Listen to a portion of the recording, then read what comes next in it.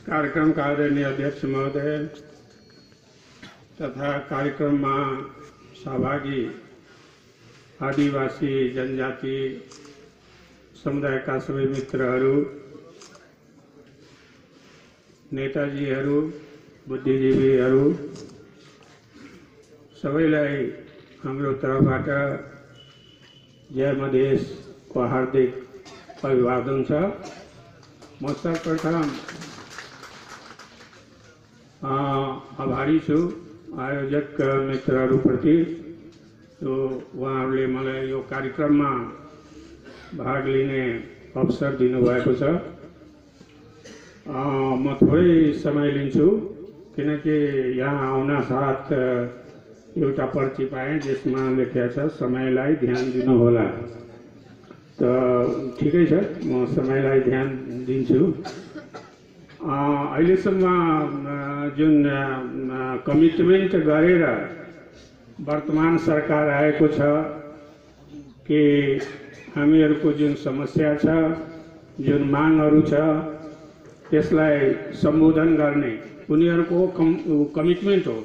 त्यही कमिटमेन्टको आधार लिएर पनि उनीहरूले सरकार बनाएको छ। तर अहिलेसम्म के कति प्रगति भएको छ हाम्रो जानकारीमा सिर्फ यति आउँछ, यति आएको छ कि गृह कार्य हुँदैको छ। जहिले पनि अहिलेसम्म पटक पटक हामीहरूको भेटघाट भइसकेको छ प्रधानमन्त्रीजीसँग र उहाँको त्यही भनाइ हो कि गृह कार्य हुँदैछ। गृहमन्त्रीजीको पनि त्यही भनाइ थियो। तब के गृह कार्य हुँदैछ त्यो जानकारी हाम्रो समक्ष आएको छैन र जहाँसम्म अब के कुन प्रस्ताव ल्यायो मैले भनेको छु दुवैजनालाई कि यदि प्रस्तावको रूपमा प्रस्ताव ल्याउने हो भने प्रस्ताव ल्याउनु थियो, कमिटमेन्ट थियो, त्यसै कारण एउटा प्रस्ताव ल्याएको छु भनेर त्यही हिसाबले ल्याउनुहुन्छ भने त्यसमा चाहिँ हाम्रो सहमति हुँदैन।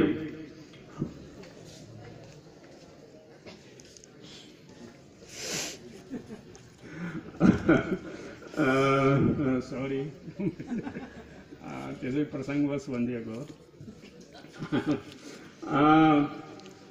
यदि अब उहाँहरूलाई यो हुनसक्छ कि उहाँहरूलाई प्रस्ताव एउटा ल्याउनु छ, कहिले कहाँ जानुभन्दा अगाडि त कहिले त्यहाँबाट फर्केपछि ल्याउने प्रस्ताव ल्याउनु छ, त्यसै कारण प्रस्ताव ल्याइदियो, त्यसबाट समस्याको समाधान हुन्छ या सम्बोधन भएन त्यो मतलब उहाँहरूलाई छैन। यदि त्यो हिसाबले प्रस्तावहरू संविधान संशोधनको आउँछ भने यो जानेको कुरा हो कि त्यसमा हाम्रो सहमति हुँदै कुनै किसिमले हामी त्यसमा सहमत र त्यो प्रक्रियामा पनि हामी चाहिँ भाग लिँदैनौँ। योभन्दा अगाडि पनि हामीले देखाइसकेका छौँ, संसदमा नै देखाइसकेका छौँ कि यस किसिमको जो हाम्रो सहमति बिना हामीलाई भनेको छ कि सहमति छलफल गरेर सहमति गरेर प्रस्ताव ल्याइन्छ। तर त्यस्तो यदि भएन भने आफू खुसी प्रस्ताव आयो भने हामी चाहिँ त्यो प्रस्तावमा हाम्रो सहमति हुँदैन। किनकि जबसम्म सम्बोधन जो मागहरू छ, यहाँ माग कुनै गलत मागहरू होइन, त्यो समावेशी र अलग हुने माग होइन, समावेशी माग हो। हामी पनि मिलेर जान चाहन्छौँ भने हाम्रो माग हो। तर यहाँ त हामीलाई विखण्डनवादीको आरोप समेत लगाउने गरेका छ। त्यस्तै संविधानको नै संविधानमा नै उल्लेख गरिएको, अन्तिम संविधानमा नै उल्लेख गरिएको छ कि यहाँ शोषणको आधार, भेदभावको आधार, डिस्क्रिमिनेसनको आधार के हो त जाति पहिचान नहीं हो। पहिचान को आधार में, धर्म को आधार में, जाति को आधार में, लिंग को आधार में, भाषा को आधार में, संस्कृति को आधार में नेपाली जनता पीड़ित हुँदै आएको छ र अठोट लिएको छ, संकल्प लिएको छ त्यो संविधानमा, अंतिम संविधानमा कि यसलाई चाहिँ राज्य को अग्रगामी र बादमा अग्रगामी शब्दको हटाएर संघीय संरचना गरेर चाहिँ यसलाई हटाउने र यति मात्र होइन, यो पनि स्वीकार गरिएको छ कि आन्दोलन र क्रान्तिबाट जनताले जुन अधिकार पाएको छ त्यो अधिकारलाई संस्थागत गर्ने, संस्थागत रूप दिने, यो चाहिँ सहमतिको कुरा, सहमति गरेर ल्याइएको कुरा हो, सबैको सहमति। यो संविधान, अन्तिम संविधान सहमतिको साथ लेखिएको, तर यस्तो चाहिँ भएन। हामीले कुनै बढी माग केही मागेका छैन, जो सहमति भएको छ त्यसै कुरालाई हामीले चाहिँ लागू गर्न भनिएको हो, त्यति हो हाम्रो माग। तर त्यो अहिलेसम्म दुनिया अन्य देशहरूसँग गरेको सम्झौता हामी लागू गर्छौं भन्छन्, विदेशी राष्ट्रहरूसँग गरेको सम्झौता यो लागू हुन्छ, यो सम्झौता बरबराइरहेको हुन्छ।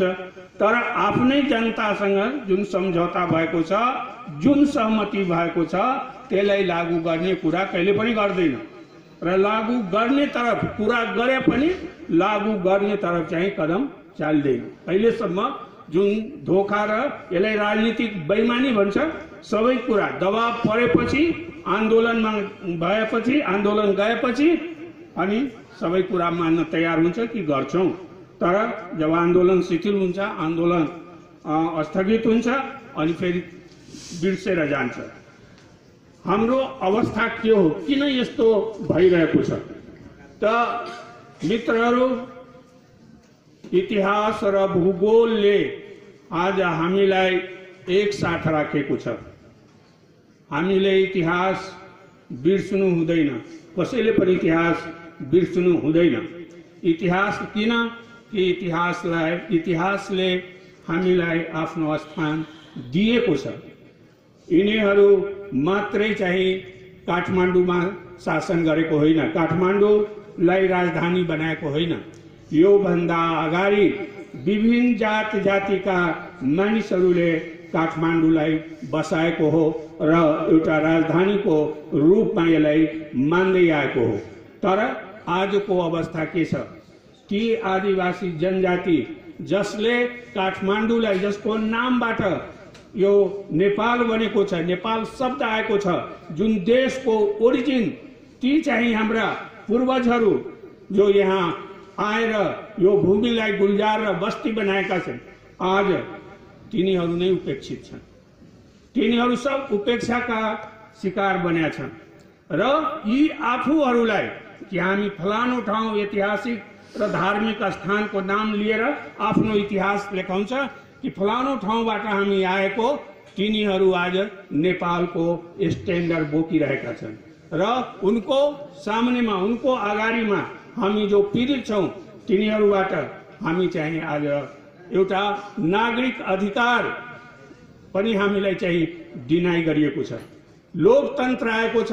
अब लोकतन्त्रमा यदि आफ्नो अधिकारको कुरा नगर्ने हो, आफ्नो अधिकार नमाग्ने हो र त्यसको सम्बोधन नहुने हो भने त कहाँ जाने, के गर्ने हो? यो हो आजको समस्या। भूगोल, इतिहासलाई हामी बिर्सन सक्दैन, सही कुरा हो, र भूगोललाई पनि चेन्ज गर्न सक्दैन। त यसै सीमा मित्र हाम्रो सम्बन्ध के कस्तो रहने हो, कसरी हुने हो? आज हामीलाई यी शासकहरूले एक ठाउँमा ल्याएको होइन। डिस्क्रिमिनेसन हामीहरूसँग, हामी तमामसँग जुन डिस्क्रिमिनेसन भएको छ, जुन भेदभाव भइरहेको छ, जुन नेग्लेक्ट भइरहेको छ, यति मात्रै होइन। यदि यतिसम्म नै भएको भए त एउटा कुरा हुन्थ्यो, यहाँ त हामीलाई एलिमिनेट गर्ने, समाप्त पारिदिने, खत्तम गर्ने जो यिनीहरूको राज्यको जुन नीति छ, के नीति छ? त्यही कोलोनियल नीति, कोलोनियल पोलिटिकल र डिप्लोमेटिक ट्रेडिसनलाई यिनीहरूले अपनाएका छन्। यिनीहरू सत्ता पनि त्यसै बेलामा पाएका थिए र त्यही नीति हाम्रो अवस्था उनको अगाडि के छ?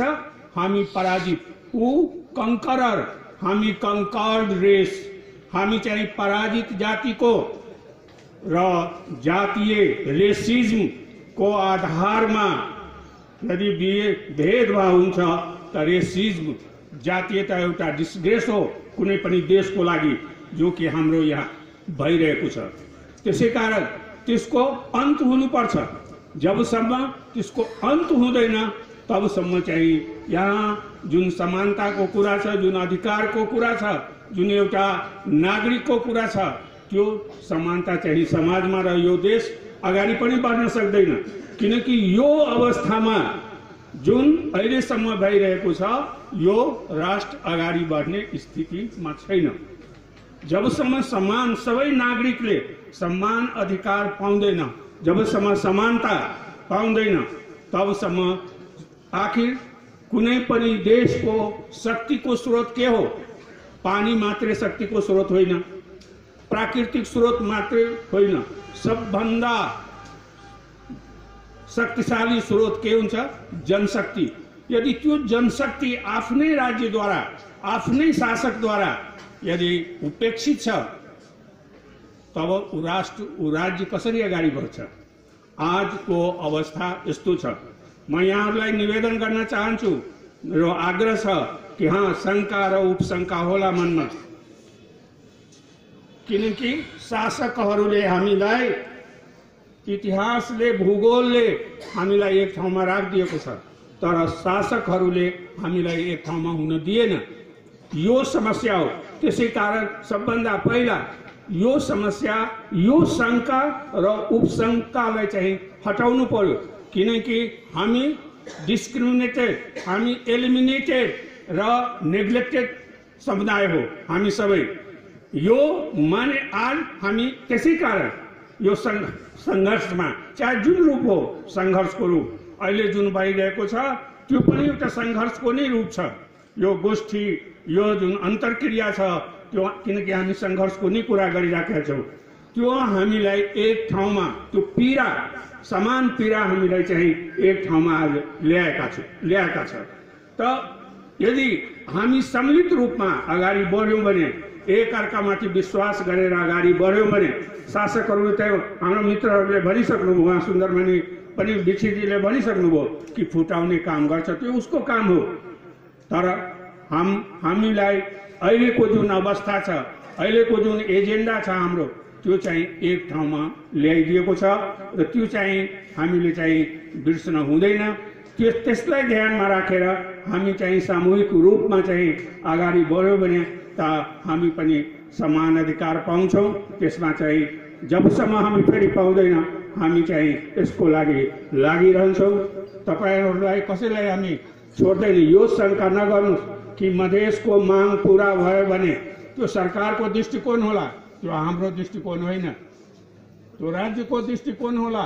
मैले भनिहालेँ कि उसको त्यो उपनिवेशिक नीति हो, फुटाएर शासन गर्ने। अब त्यो नीति, त्यो पोलिटिकल, हाम्रो सामाजिक संस्कार, हाम्रो सामाजिक जीवन, हाम्रो सांस्कृतिक सन्देश के छ कि यो सारा संसार एउटा परिवार हो। हाम्रो संस्कृति, हाम्रो चाहिँ सामाजिक जीवन त्यही भनिरहेको छ र सबै सुखी रहौँ, त्यो पनि भनिरहेका छ। के भन्छन् कि सबै सुखी रहन्छ भने मलाई पनि दुःख हुँदैन। त यो हाम्रो सामाजिक जीवनको, सोशल लाइफको सन्देश हो, टिचिङ हो। तर हाम्रो शासकले यसलाई अपनाएको छैन। ठीक यसको विपरीत ऊ कसरी प्रभावित हुन्छ त फोर्सबाट, शक्तिबाट। जहाँ यदि कसैले आवाज उठायो भने आफ्नो अधिकारको लागि, चाहे तो महिला हो, चाहे पुरुष हो, आदिवासी हुन्, जनजाति हुन्, दलित हुन्, जोसुकै हुन्, जो अधिकारको लागि आवाज उठाउँछन् त्यसलाई दबाउने, त्यसलाई गोली हान्ने, मारिदिने, एलिमिनेट, समाप्त पारिदिने, त्यहाँ चाहिँ यो हाम्रै नागरिक हो, आफ्नै अधिकारको कुरा गरिरहेको छ, त्यसमा त्यो गोली चलाउनेहरूको पनि अधिकार सम्मिलित छ। तर राज्यले त्यसलाई चाहिँ मानेको छैन। हाम्रो जुन संस्कृति हो, हाम्रो जुन सामाजिक जीवनको सन्देश हो कि कोअपरेसन, शान्ति, पीस, कोअपरेसन, यो चाहिँ हाम्रो सामाजिक जीवनले चाहिँ हाम्रो जुन पनि चाड पर्व हुन्छ त्यो त्यही सन्देश दिइरहेको छ हामीलाई।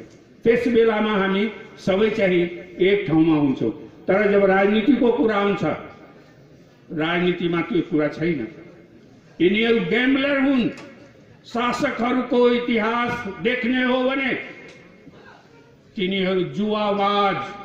अरे यस्ता यस्ता धर्मराज भनिएको छ महाभारतमा, तर जुवा खेलेर राज्यको साथ आफ्नो श्रीमतीलाई पनि दाउमा लगाइदियो। यस्तो शासकहरू हुँदै आएको छ हाम्रो। यी तीनै शासकहरूको, अहिलेको जुन शासकहरू छन् तिनीहरूको यो प्रतीक हुन्। यिनीहरू कुनै चिज पनि दाउमा लगाउन सक्छ। हामी तपाईको स्वतन्त्रता समेतलाई चाहिँ दाउमा लगाएको छ आफ्नो भलाइको लागि।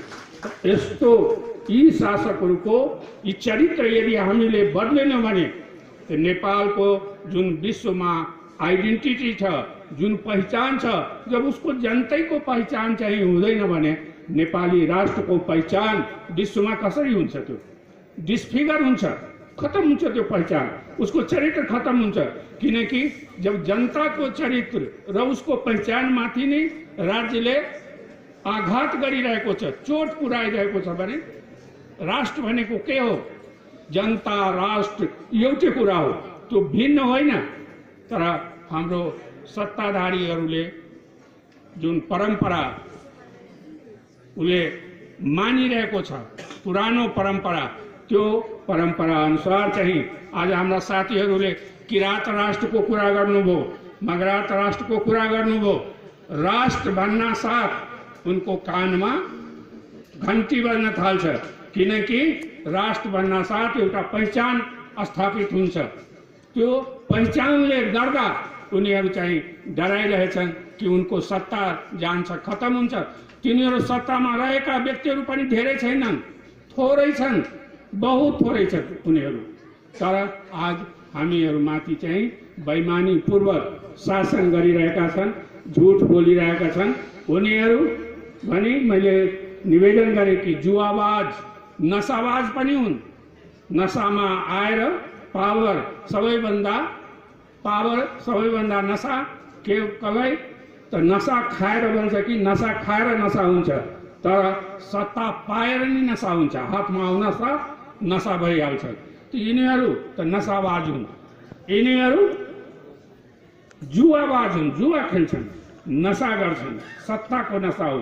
एक अर्कालाई मार्न काट्न समेत चाहिँ यिनीहरू चुक्दैन, समयमा समाप्त पार्न सक्दैन। राजतन्त्रको अन्त भयो। विष्णु भगवान त विष्णु लोग गए, तर शिव भगवान यही हुनुहुन्छ। वहाँ कहाँ जाने? वहाँ त हिमालयमा उनको बास छ। तब उनको गणहरू जुन छ, त्यही गणतन्त्रमा त्यही गणहरूको शासन भएको छ। अब गणहरूको पहिचान के हो? भूत प्रेत। त भूत प्रेत कसैलाई चाहिँ राम्रो गर्न सक्छ? गर्दैन। त्यसै कारण जबसम्म यी समूह यी समुदाय सत्तामा रहन्छ हामीहरूको भलो हुँदैन। यति भन्दै म यहाँहरूसँग चाहिँ बिदा लिन चाहन्छु। धन्यवाद। जय मधुरी।